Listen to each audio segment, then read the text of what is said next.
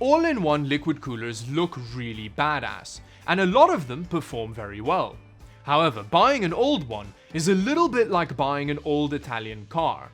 You're either going to have an amazing experience, or it's going to set fire to your children.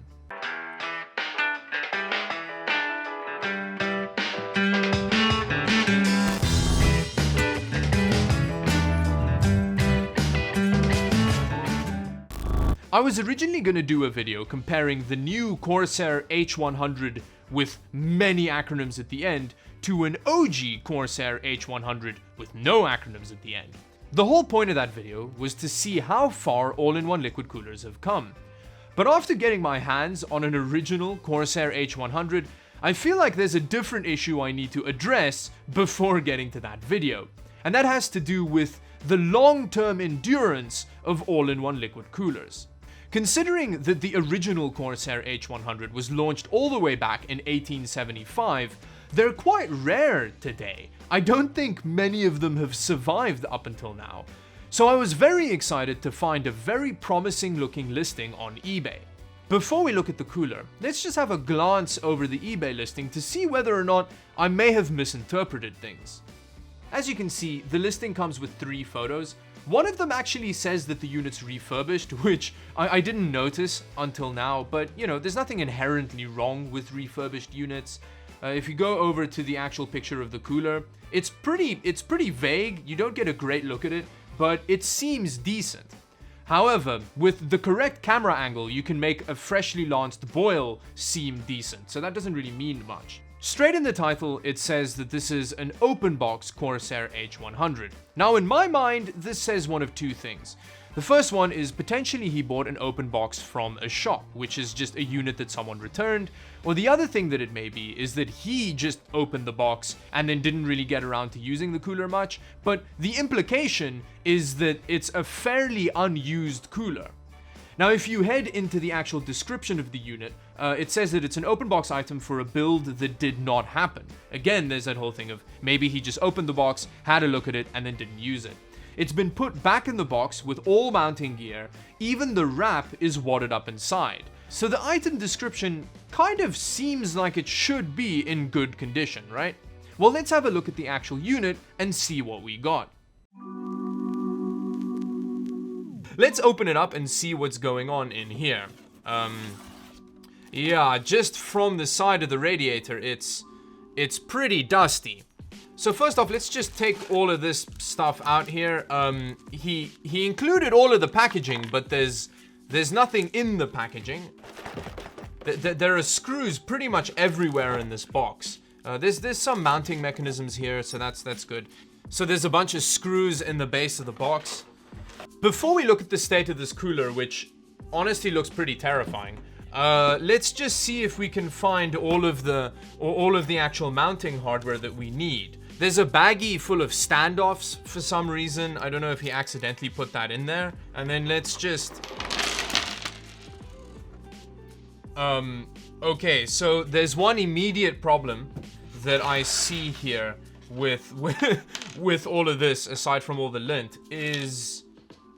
I don't know where the backplate is. The motherboard backplate actually doesn't seem to be included in here. So I don't know how I'm gonna mount this cooler to a CPU. Now, the radiator is not in the best condition. There are a bunch of little nicks everywhere, which is concerning. I mean, it's not leaking at the moment, so I think it should be fine. I don't think we should worry too much about leaking. But on the back as well, we've got some damage over here. We've got some fluff. Things are looking worse on the actual pump block. So if you look here, he still has the thermal paste on there. So he didn't even clean that off. This guy really needs to learn how to not blow his thermal paste load all over the pump block. But I think this should work. It does look like it's in working condition, and that's kind of all we want at this point. Another issue is that it didn't actually come with any fans. But with that, let's clean it up and see whether or not the cooler actually works.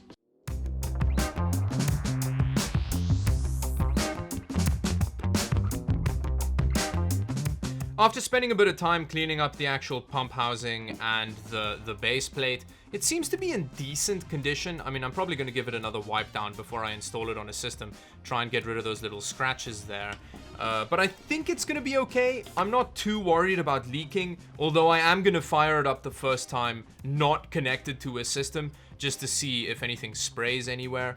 But considering the fact that this cooler seems like it's been unconsensually locked in someone's basement for a couple years, it's not in as bad condition as you'd expect. I've clearly been pretty ghetto here about how I connected it up to test it, but you know, it'll be enough to give us an indication of whether or not this is a murderer AIO or if it's just gonna be fine.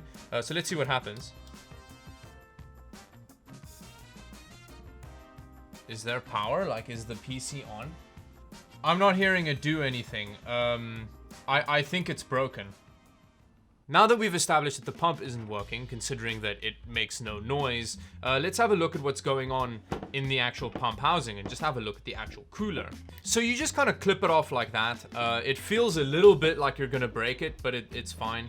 Now, as you can see here, the actual power connectors for the pump are actually connected. I thought that that may have been the issue. So let's just disconnect those so that we can remove this, and then we'll have access to the actual pump.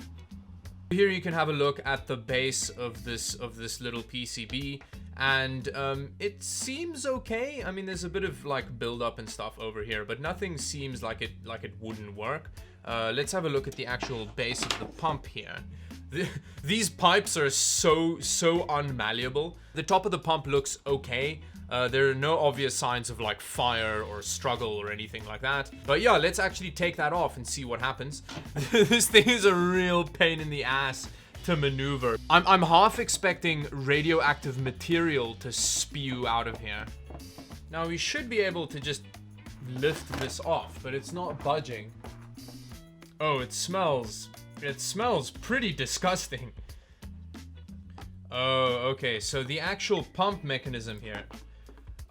There we go. It's actually gunked closed. So I think that's why it wasn't working. All of this corrosion and kind of buildup over here meant that it couldn't rotate in its housing anymore. Yeah, that looks pretty disgusting. Yeah, it's a pretty sturdy buildup as well. It smells pretty gross. Considering that this is what the inside of the pump looks like, I'm very interested to see the condition of the actual cold plate of the cooler. I'm willing to bet a reasonable amount of money that there's gonna be yet to be discovered life growing on those fins. Oh, there we go. Okay, there we go. Well, it actually doesn't look too terrible. If you look at it like that, it's not the worst thing I've ever seen. I mean, there's a bit of corrosion over here, but it doesn't look as bad as I was expecting. It still smells disgusting though. Let's have a look on this side. It seems okay. The seal is holding up okay. This little rubber piece is actually in fairly decent condition.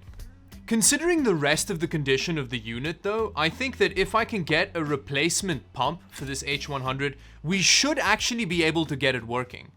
The only reason I didn't take a Dremel to the radiator was because I kind of want to try and get it working. It uses something called a DCLT pump, and I think we may be able to fix it, but don't quote me on that. In my opinion, this teardown actually quite effectively illustrates one of the biggest potential issues around the long-term endurance of all-in-one liquid coolers. And it's the fact that it has an extra point of failure, a pump. And not only is it an extra point of failure, but it's also an extra point of failure that's pushing liquid around the inside of your PC. So it could potentially be catastrophic if something goes wrong while it's running. And in my opinion, this whole thing shows that if you're in the market for an older gaming system that you're buying off of Craigslist or eBay or something like that, I would actively avoid ones that come with all-in-one liquid coolers in them. Or if you are buying one with a liquid cooler in it, maybe factor in the cost of replacing that cooler with a new one. Because even if it's working the moment that you get it, it may not be working for as long as you'd imagine, and who wants to deal with potential liquid PC death being excreted all around your system? So that's why the good old air cooler is a better option for older used hardware. And with that, thank you very much for watching. If you enjoyed the video, like and subscribe to the channel for more videos like this one. Follow me on all of the social media and Twitch, where I stream on Saturdays. And yeah, until the next video, bye bye.